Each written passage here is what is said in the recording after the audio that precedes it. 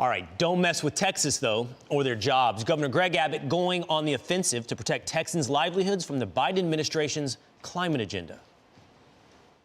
Texas is going to protect the oil and gas industry from any type of hostile attack launched from Washington, D.C. I have with me an executive order that I'm about to sign that will direct every state agency to use all lawful powers and tools to challenge any federal action that threatens the strength, the vitality, or the independence of the energy industry in Texas.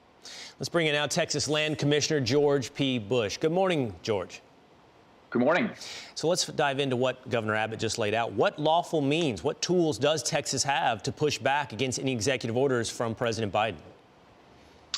Well, first, as it relates to the Keystone Pipeline, our office is assessing the exposure that we have to the state portfolio to the pipeline and seeking injunctive relief. In other words, trying to pause the action of this dangerous liberal progressive idea.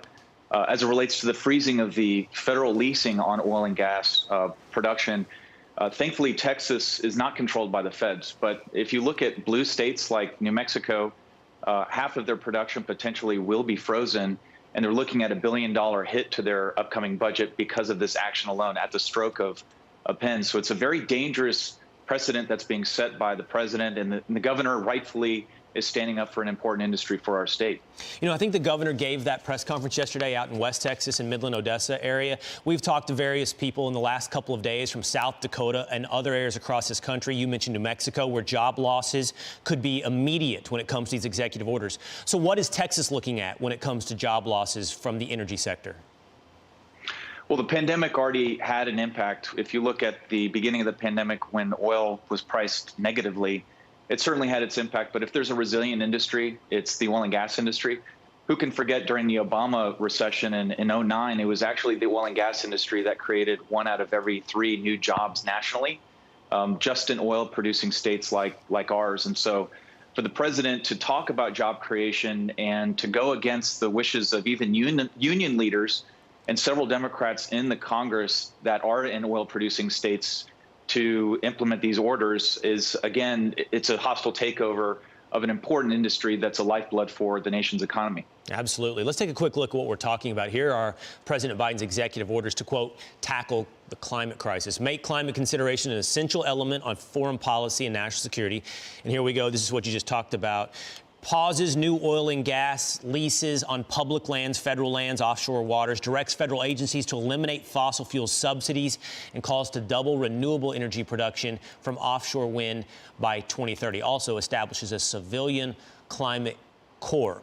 Do you think Texas can successfully push back on these executive orders?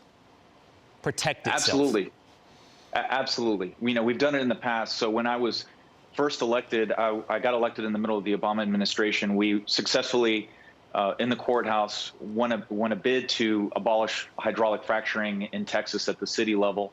We've also fought back on the Endangered Species Act and other measures that were undertaken by the left, not only in state government, but federal government. So historically, if you look at, Texas, we've been able to maintain our state lands since the Republic days of 1836. So I'm confident. But even people like Obama, even though they were against the Keystone Pipeline, they didn't sign an executive order shutting down an important infrastructure piece in a partnership with Canada and making sure that we can be energy secure. I mean, I would rather we create American jobs and leverage American resources rather than relying upon the Middle East and other sources of foreign energy. Jobs from Canada down to the Gulf Coast affected with the stroke of a pen. George P. Bush, Texas Land Commissioner, thanks for your time this morning.